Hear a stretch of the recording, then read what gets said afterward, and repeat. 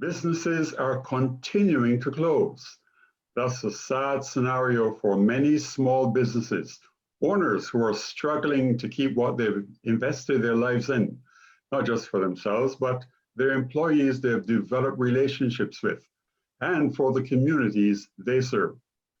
Joining me to discuss this and what solutions may lie ahead is the president of the Brookyn Chamber of Commerce.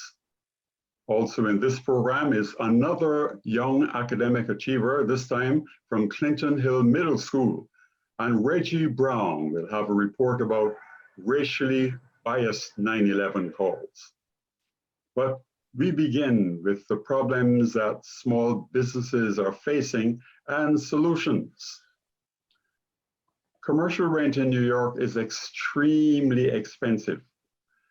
My question, of course, to Randy Pierce is how much pressure are small business tenants getting from the landlords to pay their rent, even though they cannot evict them?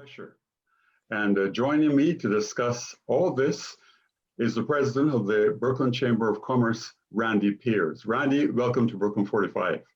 Thanks for having me, Sam. Commercial rent in New York is extremely expensive. How much pressure are small business tenants getting from their landlords to pay their rent, even though they cannot evict them? Well, it is the central question facing a lot of our small businesses, Sam. As you know, rent is the largest fixed cost for most of our small businesses. But let me put the landscape in perspective first. All of our small businesses are struggling. Brooklyn is a small business economy. 64,000 businesses across the borough. 84% of them have less than 10 employees. But these are the businesses that make our neighborhoods special, make our neighborhoods unique. It's your favorite restaurant. It's your dry cleaner. It's your local pharmacy. It's your bar. It's your lounge. It's where you go to both socialize, but also to do commerce. These are the folks that roll up the gate every day and employ almost half of all New Yorkers, right? So in addition to it just being what makes our neighborhood special, it's an economic issue for a lot of our Brooklynites who work in the small business economy. Three things we hear when we're out talking to the small businesses, and we spend a fair amount of time just doing field work. We've done 28 commercial corridor tours since phase one reopening of the economy. The three things they tell me: grants, not loans, real rent relief, and they need government to sort of cool it on the overzealous enforcement, especially in light of new regulations. But let's focus in on the rent question. Rent is by far the highest fixed cost for most of our small businesses. In November, we did a deep dive survey of our constituency, our small business constituency, just on the rent issue alone. It's a question of the glass being half full or the glass being half empty. 50% of our business owners had said they received some sort of concession from their landlord. 50% have not received a concession. Now, we've been tracking this rent question all the way since April. The good news is that number has moved in the right direction. When we first asked the question in April, only 16% of our businesses indicated they received some sort of concession. By September, the number had jumped to about 25%. I think what we're seeing is really just the recognition amongst landlords that didn't think the pandemic was going to last this long, that they really do need to work in partnership with their small business tenants, because if they evict them, if they could, who's to come in after the eviction? We're potentially losing a third of our small businesses throughout New York City, which doesn't bode well long-term, especially if you're a landlord with a ton of vacant storefronts in your portfolio. So we've started to see that number sort of shift. But let's face it, half of businesses have not received a concession. For those businesses that did receive a concession, the most common concession was just an outright reduction in rent, right? So I was paying X, they reduced it by Y, and my new rent is Z. The percentages range anywhere from 25% reductions to 50% reductions. Another common concession is simply tagging on the balance of the owed rent, or the unpaid rent, to the end of the lease. So if they have a 5-year lease, if they have a 10-year lease, simply adding time on the lease so that they can recoup whatever unpaid rent is in arrears. So these are the two most common concessions. We're starting to see some other creative sort of things happen. I'll give you one good example, Sam. It was a restaurant owner that I met in Greenpoint who said, look, I have a really good landlord. He comes and visits me every month. I'm very transparent. I open up my books. I say, this is how I did this month. He looks at the books and says, okay, can you pay me? And he makes up an amount. And we negotiate a little bit based upon what I made that month, and I pay him. And that's kind of an unusual arrangement, but it works. It works for that particular tenant, for that particular restaurant, and the landlord and that landlord tends to be a neighborhood sort of landlord. I mean, he lives in Greenpoint. He probably frequents the restaurant, so they have a very good, strong relationship. So we've seen the numbers move in the right direction, but here's the big concerning data point, Sam. 48% of our businesses indicated they owe some sort of back rent. So think about this. Almost half of our businesses owe something. So going back to March, they owe some sort of rent. They can't be evicted right now. At some point, we're going to need to lift the evictions moratorium. How that is done is really going to determine the fate of a lot of those businesses that are currently in arrears. So there's no easy answers here. If you think about the landlord scenario, a lot of them are smaller landlords. They have mortgage payments to make.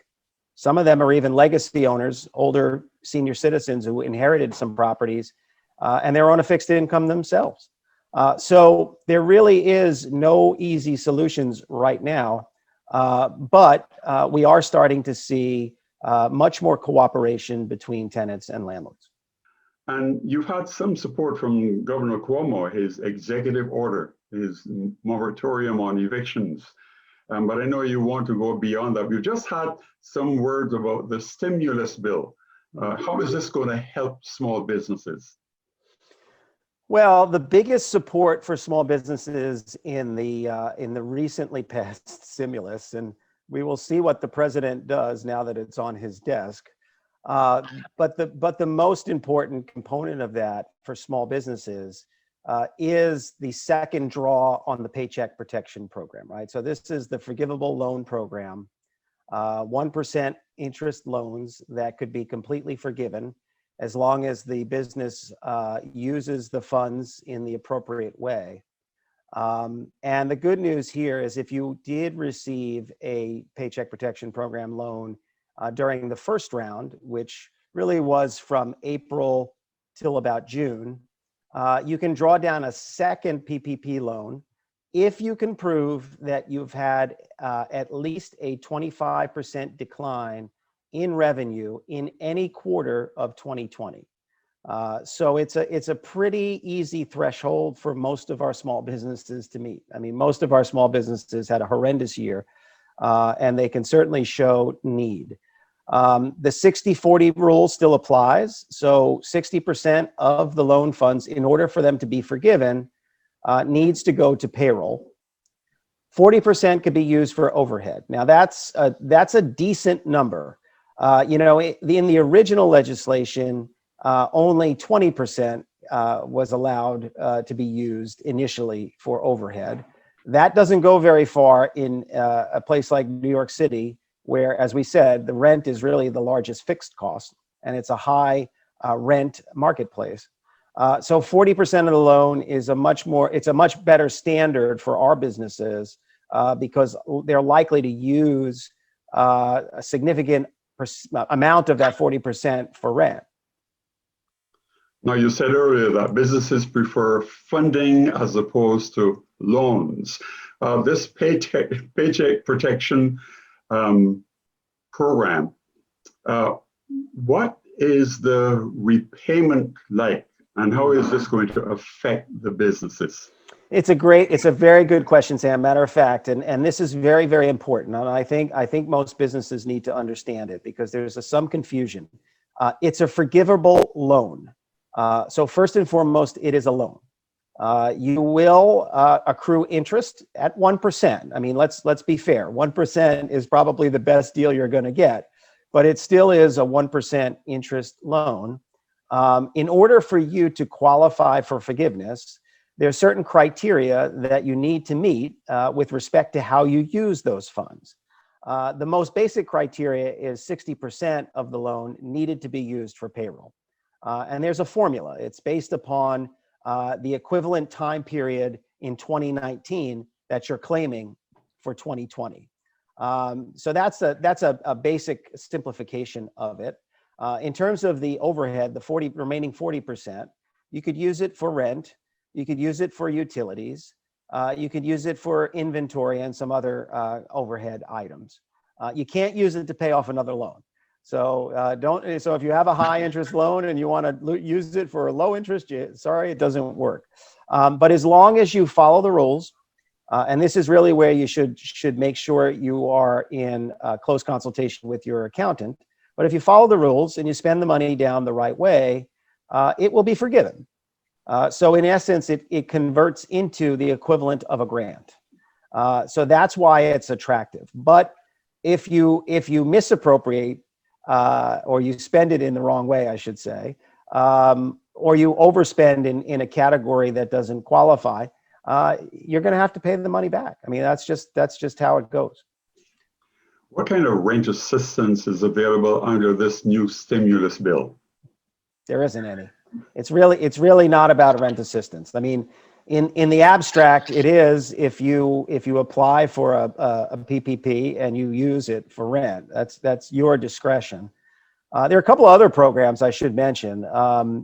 The Economic Injury Disaster Loan, EIDL loan program, which is administered by the Small Business Administration, was also funded $20 billion, I believe, in this package. And that has a $10,000 grant, advanced grant associated with it, which you could also apply for. So this is another program. It is a loan. It's competitive rates, generally between 3% and 4%, but the repayment period is much longer. It's over 30 years. So for some businesses, this is a much better approach than the Paycheck Protection Program, which does have a repayment term of within 5 years. So these are some considerations that I think the individual small businesses need to sort of calculate. You could also apply for both, and you could use both. I mean, there's nothing that says you can't sort of dovetail one program with the other. You can't use the Paycheck Protection Program to pay off an EIDL loan, but you can certainly use them combined in order to conduct business operations. So once again, it's something that you should consult your accountants with. The Chamber is going to be doing a series of webinars starting the first week in January, where you can get more information. www.brookynchamber.com for anybody who wants to check in with us on that. But these programs are not perfect. I mean, let's face it. They're not going to solve every business that's struggling. They're not going to be able to meet every financial need. But without this stimulus, especially as we're talking about another potential complete shutdown of the economy, without this type of stimulus, we would definitely see more business closures across the borough. How many businesses, or perhaps you may want to say a percentage of businesses, have had to shut down permanently because of COVID? It's a tough number to pin down. Ultimately, we want to get reliable data from Department of Finance. But based upon our commercial corridor tours, and our weekly meetings with the bids and the merchant associations, in any particular neighborhood, we're estimating between 15 and 22% of businesses that either never reopened or reopened and closed permanently. Our estimates long term, if we continue on this path, right? Restaurants can't do indoor dining. We may have another shutdown. I mean, we could lose a third of our businesses for sure.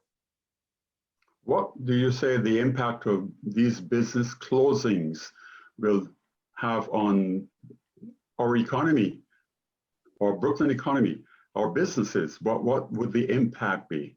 Well, let's start with half of all New Yorkers work in small business, right? So that's a significant number of people who rely on That the is. vitality of small businesses. And because Brooklyn is overwhelmingly a small business economy, you could do the math that disproportionately we have a higher share of that small business employment. Now, I don't want to say that our friends in Manhattan, for example, are in any way, shape, or form in a different boat, because in some ways, because a lot of their small businesses relied on office workers that commuted into Manhattan, they actually are in a much tougher position than some of our small businesses, which rely on residential foot traffic, right? There are some signs of resiliency here in Brooklyn that we're not seeing in the other boroughs. And I don't like to have to put it this way, but some of the residential exodus from Manhattan is finding its way to Brooklyn. So if you think about the challenge that Manhattan is facing between their central business districts being completely shut down and office workers not returning, and then losing some of their residential core, Manhattan is really getting hit right now with a double whammy, so to speak. Whereas Brooklyn, we're seeing some resiliency in some of our neighborhood residential markets, which bodes well long-term for our small business corridors. Your website, I took a look at your website, and it provides a lot of information for small business owners and for people who want to get engaged or involved in small businesses. But you have some information there, you said, about building your brand. Is this a good time to talk about building brand? And what do you mean by building your brand, especially to increase your bottom line? Yeah, it's interesting. As much as I would say people are shifting their brand in some cases. We've seen a lot of creativity. And I'm talking more so about the brick and mortar retailers, but I've seen retailers that have overnight created a website and engaged in e-commerce when they've never done that before. And by the way, we have support for any business that needs technical assistance of any type through the New York City Small Business Resource Network. You can contact the Brookyn Chamber and we will connect you with a business recovery specialist. But we've seen some wonderful shifts from some of our small businesses, creative shifts, e-commerce, website design, more engagement in social media. We've seen businesses that have undertaken a home delivery service practically overnight. I had a toy store in Clinton Hill that shifted during the pandemic when everybody was at home and the kids were at home. In the mornings before she opened up, she'd drop off puzzles and games and other things at home. And then she went and opened up her shop. So, we've seen brands shifting. We've seen folks that really starting to understand the power of digital media, social media. And we've seen e-commerce. By the way, the shift to e-commerce, including contactless payment in some of the restaurants, contactless menus, contactless payment. It's not just a good business idea. It's also a health and safety concern, right? Because now you're having less physical contact with a paper menu or with a credit card or with cash. So, so it's an interesting development. We are encouraging a lot of our neighborhood businesses that maybe have never really done that in the past to consider it because it's important. Randy Pierce, president of the Brookyn Chamber of Commerce. We could have gone on for another hour. I know. We'll have you back. I'd love 2021, we'll have you back. But thank you very much thank you for the information that you shared. And again, we can go to your website and get more information there. Excellent. Thank you. Okay. Great. And now let's go to Alonta Right On.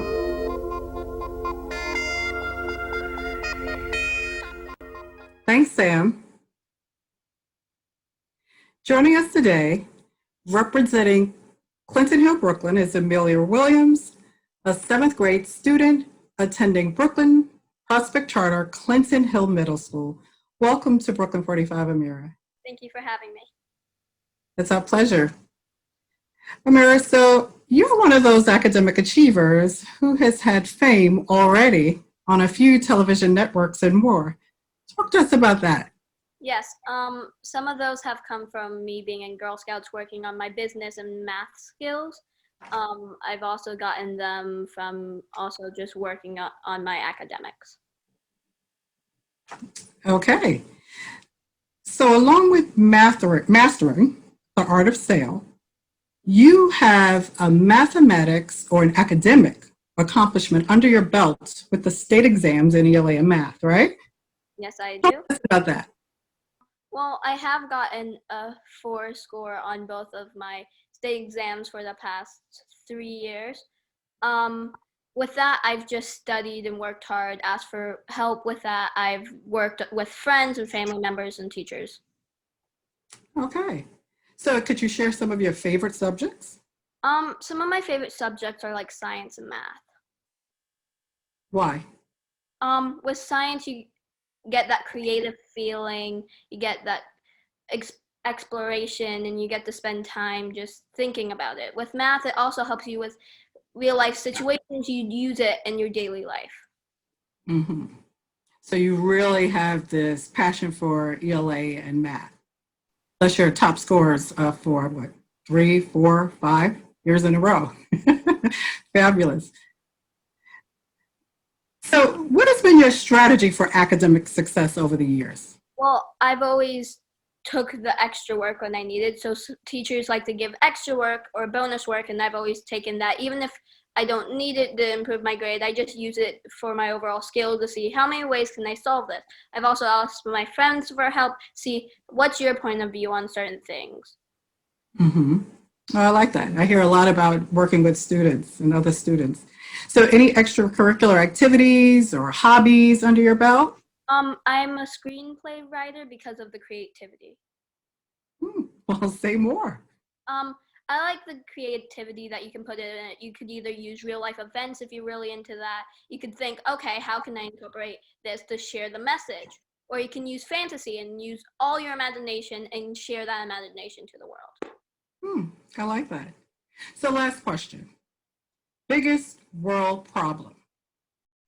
I think it's climate change because it just is impacting our world, and it can end up leading to the extinction of humans and animals.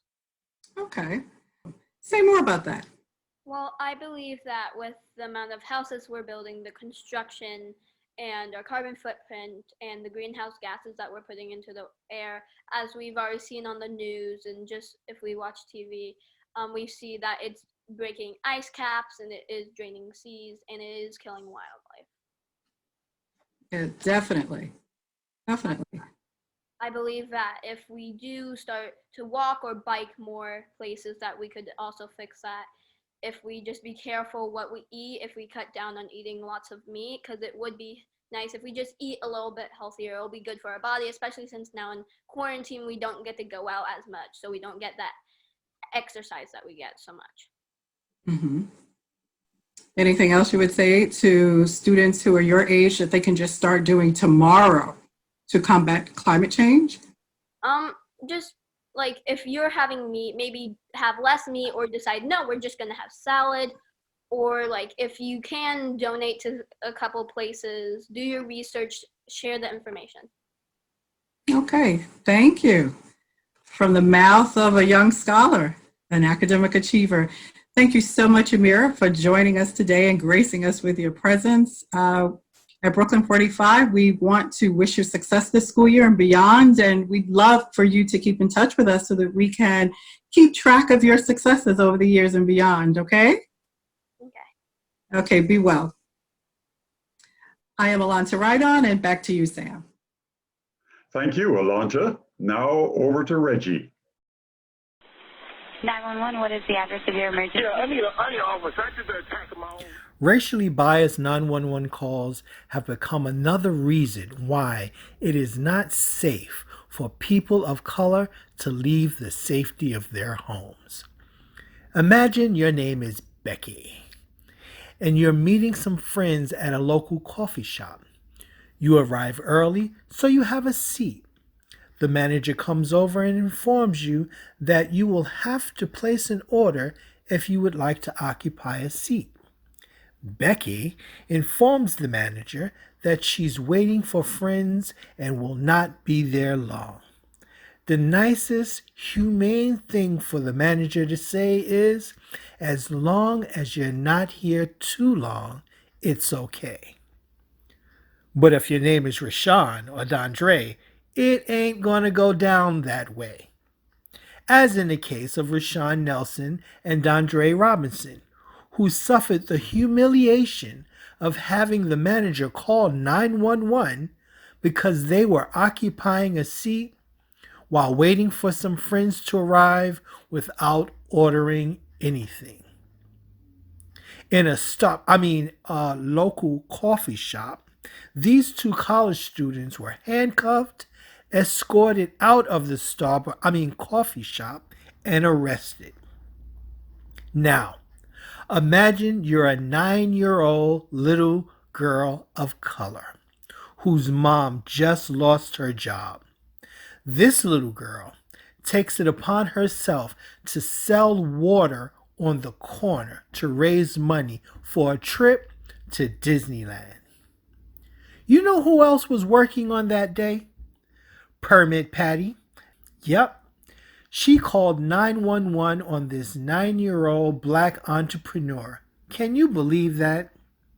So many racial bias 911 calls have been made that action had to be taken. And now, if you don't prove your case in a court of law, you will be fined $250 to $500 per offense in several states.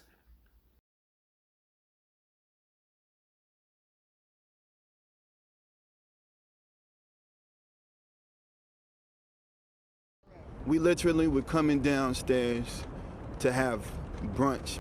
No 14-year-old boy should be scared and threatened.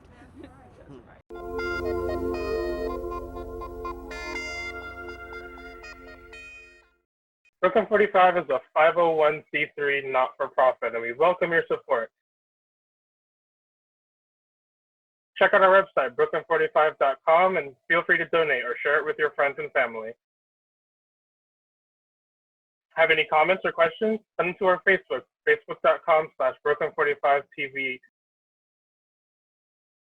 If you have any questions or topics you think we should cover next, shoot me an email over at brookyn45tv@gmail.com.